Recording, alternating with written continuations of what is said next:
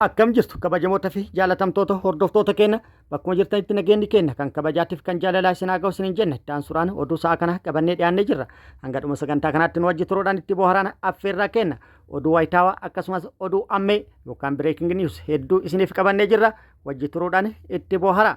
Oduu wayitaawaa akkasumas oduu ammee breaking news yeroo gadi dhiifnutti akka isin bira dhaqqabanii fi sabiskiraabii godhuudhaan miseensa maatii chaanaala kanaa ta'an affeerraa kenna. Akkasumas like share godhullee hin irraanfatina. Kallattimaan gara mata duree oduu amma qabadhetti yoo dabru oduun jalqaba. Saawud Arabiyaan murtee du'aa lammiilee Itoophiyaa irratti raawwataa jirtu cimsitee itti fuftee jirti. Har'as lammiilee Itoophiyaa 3 irratti murtee du'aa kan raawwatte yoo ta'u, torban tokko keessatti lammiilee Itoophiyaa 8 lubbuu galaafattee jirti. Baatii torba keessatti immoo lammiileen Itoophiyaa 20 lubbuu isaanii dhabanii jiru. Lammiileen Itoophiyaa hedduunis ammas murteen irratti raawwatamuuf kan deemaa jiru yoo ta'u, kunis baay'ee yaaddessaa ta'ee jira. Dabalata odeeffannoo kana qabadhee jira isin biraan gaha. Oduun itti aanu kaaba Itoophiyaatti lolli yeroo dheeraaf ni ka'a jedhamee sodaatamaa ture marsaan biroo har'a jalqabee jira. TPLF fi PP'n haleellaa walirratti raawwatanii jiru. Meeshaalee gurguddaa deeggaramuudhaan haleellaa walirratti raawwataa kan turan yoo ta'u, dhukaasni akkasumas dhoohinsi gurguddaalleen dhagahamaa turuun gabaafamee jira. Dabalata odeeffannoo kanallee qabadhee jira isin biraan gaha. Oduun itti aanu gareen kubbaa miilaa Itoophiyaa kan guddattoota yookaan umrii 18 gadi dorgommiidhaaf gara Awurooppaa Siwiidin imalee ture miliquu isaa yookaan baduu isaa isin hin geennee turre. Gareen kun maalirra jira odeeffannoo jedhu qabannee jirra isin biraan kenna. Oduun inni itti aanu lolli loltoota PPTF waraana bilisummaa Oromoo gidduutti zooniilee Oromiyaa garaagaraa keessatti gaggeeffamaa jiru akkuma itti fufettee jira. Waraanni bilisummaa Oromoo har'as bakkoota garaagaraatti loltoota PP waliin lola gaggeessee jira. Lola loltoota PP waliin gaggeesse jedhe irrattis waraanni bilisummaa Oromoo miidhaa qaamatii fi kan lubbuu loltoota PP irratti rakkabsiisuun meeshaalee waraanaa irraa hiikkatuun injifannoo argadhe jedhee jira. Guutuu odeeffannoo kana isin biraan kenna. Gama mootummaatti maaltu jedhame kan jedhus qabannee jirra isin biraan kenna. Guutuu oduu kanneeniitii fi kan biroo wajjin isin wajjin kan turu ani Bariisoo Ganamooti. Guutuun oduu wal duraa duubaan akka itti aanu kanatti isiniif dhiyaata. Saawud Arabiyaan murtee du'aa lammiilee Itoophiyaa irratti murteessite raawwatu itti fuftee jirti. Har'as Saawud Arabiyaan lammiilee Itoophiyaa dabalataa 3 du'aan adabuu miidiyaan biyyattii beeksisee jira. Lammiilee Itoophiyaa 3 kanneen maqaan isaanii kan eerame yoo ta'u, qoricha sammuu nama hadoochuu irratti hirmaachuun murtiin du'aa kan irratti murtaa'ee fi murteen irratti murtaa'es har'a irratti raawwachuu mootummaan Saawudii Arabiyaa miidiyaan biyyattii Saawudii Pirees Eejensiin gabaasee jira. Maatiin namoota ajjeefamanii kun yoo dhagaan rakkoo keessa galu yookaan gadda hamaa keessa galuu danda'ama jechuudhaan maqaan isaanii akka hin eeramnes taasifame jedhamee jira. Kan nama gaddisiisu garuu namoonni hedduun lubbuu isaanii kana dhabaa kan itti jiran jimallee wajjin yoo qabaman jimaa akka baala sammuu nama hadoochutti yaaduudhaan isa kana akka yakka hamaatti ilaaluudhaan hedduun isaanii waanuma salphaa kanaan lubbuu isaanii dhabaa jiran jedhamee jira. Walumaa galatti torban kana keessa qofa Saawud Arabiyaan lammiilee Itoophiyaa murtee du'aa irratti murteessite 8 ajjeeftee jirti. Baatii torba keessatti immoo lammiilee Itoophiyaa 20 lubbuu isaanii galaafattee jirti. Namoonni 3 kan ajjeefaman har'a hagayya 2026 bulchiinsa Asiir jedhamutti murteen du'aa kan irratti raawwatame yoo ta'u, namoonni biroo hedduunis ammas murtee du'aa kan eeggataa jiranii fi namoota kanas lubbuun isaanii akka baraaramu qaamonni dhimmi ilaallatuu fi mootummaan Itoophiyaa cinaa dhaabbatuu fi yookaan iddoo seenuudhaan murtee kana akka irraa jijjiiru hawaasa bal'aa irraa waamichi dhiyaatee jira. Oduun kun oduu ammeedha. Breaking news kaaba Itoophiyaatti yeroo dheeraaf ni dhooha jedhamee eeggamaa kan ture. Lolli haaraan TPLF fi PP gidduutti har'a jalqabee jira. TPLF fi PP'n yeroo dheeraaf wal doorsisaa, wal akeekkachiisaa, wal sodaachisaa turanis har'a lola walirratti jalqabanii jiru.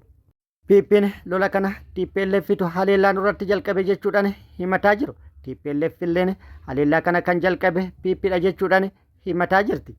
Kanas ta'ee san lolli akka guutuu biyyattiitti hin barbaadamne lubbuu namoota hedduu galaafatuu fi lubbuu namoota miliyoonaan lakkaa'amanii nyaatuu danda'u jalqabamee jira. Rakkoon kun mariidhaan furamuu osoo danda'amu gara lolaatti seenuun lubbuu ilmaan hiyyeessaa hedduu naannolee garaagaraa keessaa walitti qabamanii garas geeffaman keessattuu naannoo Oromiyaa irraa dirqamaan maqaa raayyaa ittisa biyyaatiin garas geeffaman kan baay'inni miseensa raayyaa ittisa biyyaa parsantii 80 ta'uu danda'an Oromiyaa irraa dirqamaan garas geeffaman lubbuu isaanii qaalii fi takkitti lola isaaniin barbaachifnee fi gatii hin malle isaan kafalchiisuu danda'a.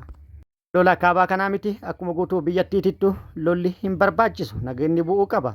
Kun akkuma jirutti ta'e TPLF fi PP gidduutti har'a kallattii garaagaraatiin lolli jalqabee jira.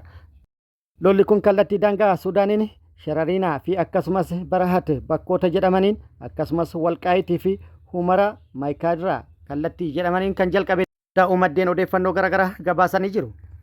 Har'a hagayya 1 bara 2026 barraaqan sa'aatii 12 irratti iddoowwan kanaa olitti maqaan isaanii dhabame kana irratti meeshaalee gurguddaadhaan haleellaa walirratti raawwataa kan turanii fi dhukaasni gurguddaan dhagamaa jiraachuu fi dhagamaa turulleen gabaafamee jira. Humnoonni TPLF garee Dabretsiyoon Sudaan irraa ka'uudhaan har'a ganama iddoowwan Sharariinaa fi akkasumas zoonii Walqaayit Xagadee aanaa Qaabtiyyaa Humaraa jalatti kan argamtu iddoo Barakat jedhamtutti yookaan immoo magaalaa Barakat jedhamtutti seenuudhaan humnoonni TPLF kun loltoota PP irratti haleellaa raawwatuudhaan lola jalqaban jedhamee jira. Haleellaa kana kan raawwate humna TPLF Armii 70 kan jedhamu akkasumas humna TPLF Mechanized Army 15 koorii 153 jedhamee jira. Lolli kun akkaan ulfaataadha. Dhukaasa hamatu gaggeeffamaa jira. Dhoohinsi gurguddaan dhagamaa jira kan jedhame yoo ta'u gama TPLFin miidiyaaleen TPLF hedduun isaanii humni waraana Bilxiginnaa haleellaa humni TPLF irratti raawwate kana qolatuun deebisee haleelaa jira jechuudhaan gabaasaa jiru. Maaltu deemaa jira kan jedhu immoo qaama addaa irraa yookaan immoo qaama walabaa irraa odeeffannoon bahe hin jiru. Oduun itti aanu miseensonni garee kubbaa miilaa Itoophiyaa badanii turan argaman jedhamee jira. Poolisiin Suudiin miseensota garee kubbaa miilaa Itoophiyaa badanii turan argachuu beeksisee miseensonni garee kubbaa miilaa kunneenis kan miliqan fedhii isaaniitiin jechuudhaan ibsee jira. Gochi daddabarsa namoota seeraan alaa garee kanarratti hin raawwatamne jechuudhaan ibsa kennee jira.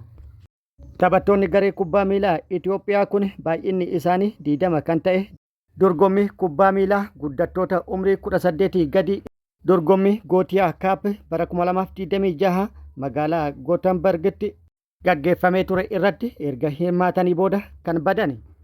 Dorgommii erga xumuranii booda miliquun isaanii kun fedhii isaaniitiin ta'uu fi gochi daddabarsa namoota seeraan alaa kan irratti hin raawwatamin ta'uu ragaan tokkollee irratti hin argamne jechuudhaan poolisiin biyyattii beeksisee jira.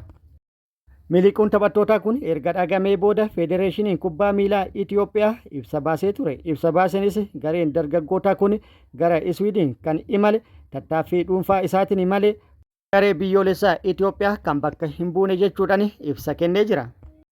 Gaazexaan Swiidin Gootenberg Posten and Express jedhamu akka gabaasetti qopheessitoonni dorgommichaa bakka bu'aa garee Itoophiyaa sanaan waliin qunnamtii kan qaban ta'uu ibsuudhaan taphattoonni kunneen nagaadhaan akka jiranii fi maatii isaanii waliinis wal qunnamaa jiraachuu isaanii bakka bu'aan kun beeksisee jira. Garuu bakka bu'aan kun taphattoonni kunneen eessa akka jiranii fi yookaan immoo gara Itoophiyaa deebi'anii fi deebi'uu dhabuu isaanii irratti dubbaturraa of qusatee jira jedhamee jira.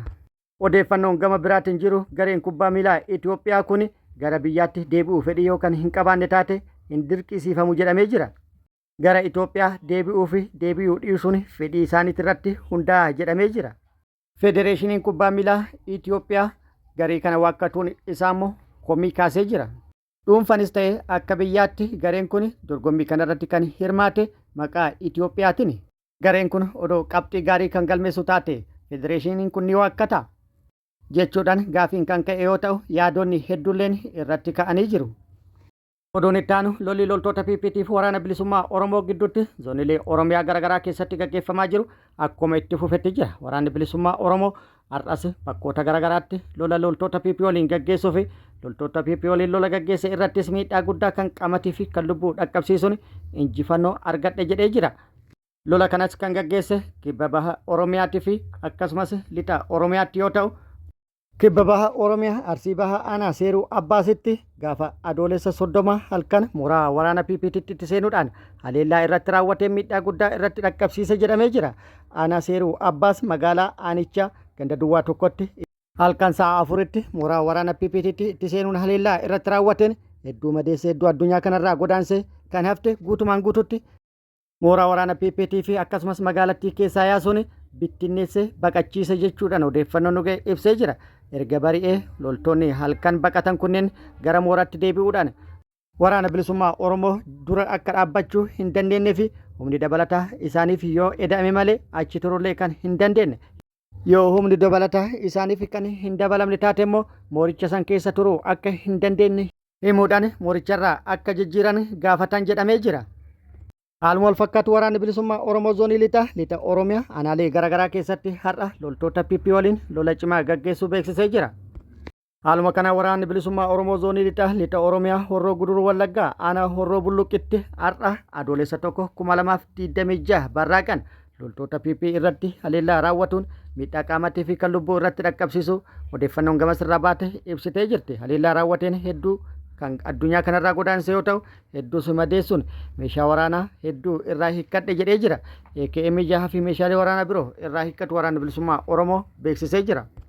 Haaluma wal fakkaatuun achuma lixa Oromiyaa Wallagga Bahaa aanaa Guutoo Giddatti guyyaa kaleessaa adoolessa 31/2026 waraanni bilisummaa Oromoo loltoota PP irratti mooratti itti seenuudhaan haleellaa irratti raawwatuun miidhaa guddaa irratti dhaqqabsiise jedhamee jira.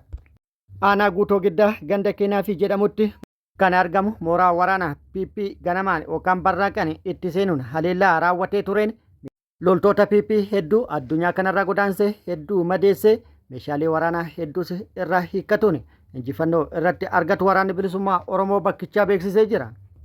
Guutuu oduu kanneen akkuma nu ga'een kan isin biraan geenyu ta'a.